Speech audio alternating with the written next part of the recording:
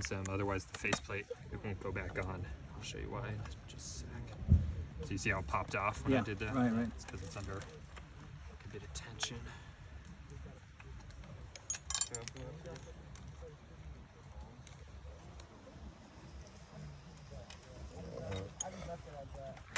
And this thing always gets lost. What is that called?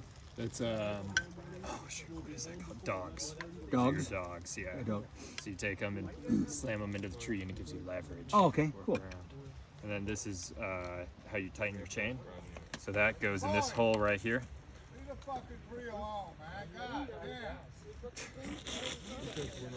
This goes on the bar, and then it moves it forward and backward, and that's how you get your chain tension. Okay.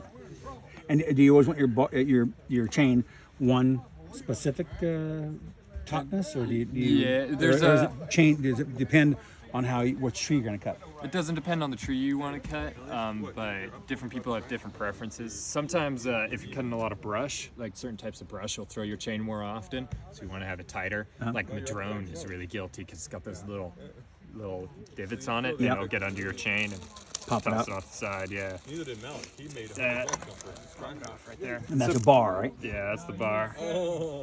Some people prefer a looser chain. Some people prefer a tighter one. Just kind of depends on how you saw. Normally, people who are like really hacky, you know, like really brutal with it, they like a tighter chain. People who are more delicate, like a looser one. I kind of tend to like a looser one because it'll grab easier because it's more malleable and it'll go side to side more. All right, so make sure that's your chain breaks off before you take this off. Okay. This is your clutch plate right here. Clutch plate. There's the clutch. This that just shields it basically. And what are the most common problems when you pull this apart? You go, oh fuck, that messed up, or that looks bad. Most of the time, it's just the driver. This right here, so the chain, the drivers on the chain go right into there, and you can see it's getting worn down. This one's a little bit worn, but it's not super bad. So you have spares these, obviously, right? Yeah. So, yeah, those you replace pretty often to wear apart. Can you buy ones that don't wear apart as much, or it is what it is? Yeah, you can buy ones that are pretty hard steel, but they're not that expensive anyway. So. Yeah. Right. And out here, you don't want to spend a bunch of money on them each time. Right. Yes, and then the clutch will go out, these springs right here. The clutch will go out eventually. It takes a good while. You don't replace it too often. Do you ever replace those in the field? No.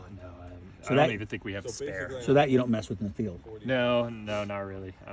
We'll refurb. You know, some stuff will get past this clutch plate, so I normally spray out the inside with the air compressor. That's about all I'll do. And then this bearing right here, the needle bearing. Needle bearing? Yeah. You got to pack that with grease every time you refurb it, and that thing will wear out. That one's pretty worn, actually. You can tell because it didn't just fall right out of here. Where'd it fall out of? It normally will just, it goes right in the center of this thing, and normally it'll just fall right out, but this time it stayed in there. It's because it's kind of packed out. It doesn't have its tension like it used to. Normally it tries to retract on itself. Oh, okay. These little bearings, they pop in and out. Oh, okay, yeah. So normally they retract in, but they're not doing that right now, so it's worn out. Yeah, and you can see it's got all that do you have play. those? Do you have more needle bearings? Yeah, we do. It's not that big a deal. And you hear that click? Yeah. Yeah, so you rotate it until it'll pop in. Okay. And that's why you can't have the clutch thing on, because it won't pop back in. This goes. How did you disengage the clutch thing? How did you just move it? They're locked, unlocked. This is a safety feature. When it kicks back at you, when the tip goes, it hits your wrist, and then it stops the chain from spinning in. It's safer. And then these drivers will also wear out right there. Clicks in, you can see it's called driver? Play. Yeah. Right there. This goes on. We call this the C clip or the Jesus clip because it always goes flying. You lose it. Jesus. It does? Yeah, all the time. I've lost a bunch of them. Yeah, Jesus. C clip's pretty good too because you never see it. It's kind of hard to get back on. Yeah, you can't see it. You can hear it when it goes off, or what? How do you know it goes off? Oh well, so you see those little divots? Take your scrunch. Le dicen Jesús. but you know, it takes a little bit of force, so sometimes it goes flying. That's just fun. So you got to keep kind of a finger on it. Yeah, you see, I cut my hand around. And then you take this end of the scratch and kind of force it on there.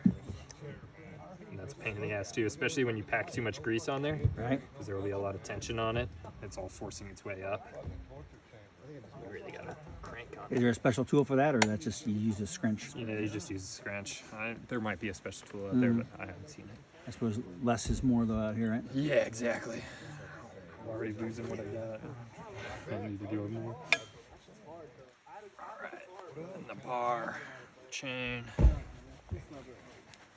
Everyone has their own little way of doing this. Some people are pretty good at it. It takes me a minute. I'm not the fastest person getting it on. Larry can do it in a minute.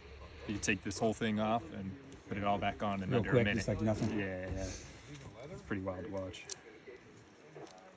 And I saw someone cleaning out their bar, scraping the inside. Yeah, so it'll get filled with like a bunch of gunk right How in often do there. you have to do that? I mean, I know it depends how much you work, but on a normal chainsawing day.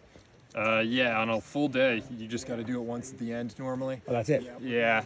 Sometimes though, your oilers will get clogged. You see these little holes right here? Yeah. Yeah. So this right here feeds bar oil out, and then it goes. Yeah, it gets pressurized through these oilers, and then it lubes up the whole chain, keeps it all from getting too hot. And sometimes those will get too hot, and you can tell either because your bar is kind of smoking, or you're not using as much oil as you should. Got it. When you refuel they pull the domer out, and you fill it up with full because it's out of gas.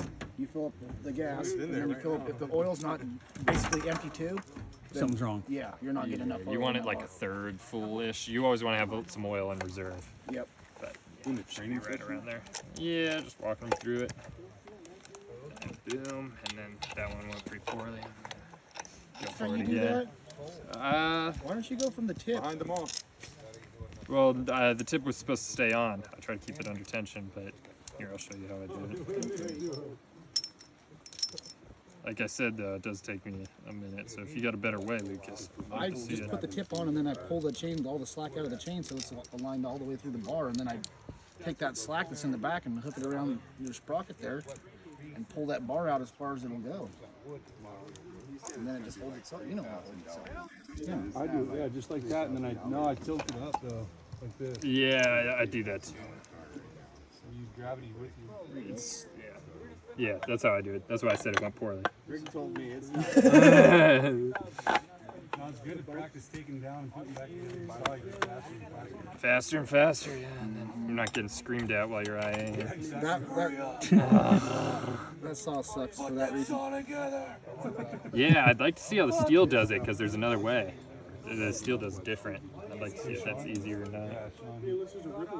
Sean Steele? Yeah, he'll get on your ass. Billy and fucking and just hired. Yeah, I wish I was around when Sean was getting trained on the saw, because goddamn would he yell at me. But, Serious? oh yeah. What if you're not up and running quick? You're like, Yeah, you're getting chewed out. And he had You're a a fuck specific up. way of doing it. You don't ever take the faceplate off when you throw the chain. He would never let me take it off. Like no matter how You tangled up don't, it you is. don't need to. You don't need to, but it's easier. No, it's not. It's Yeah. twice as long. No, it's faster. No, it's not. I've done it faster. I can see different techniques. Like, all right, fucker. I'll get the other saw out right now, and you want to race. Well, no, because it's not going to be all tangled up. If you can throw your chain on purpose, I'd like to see that too. Yeah.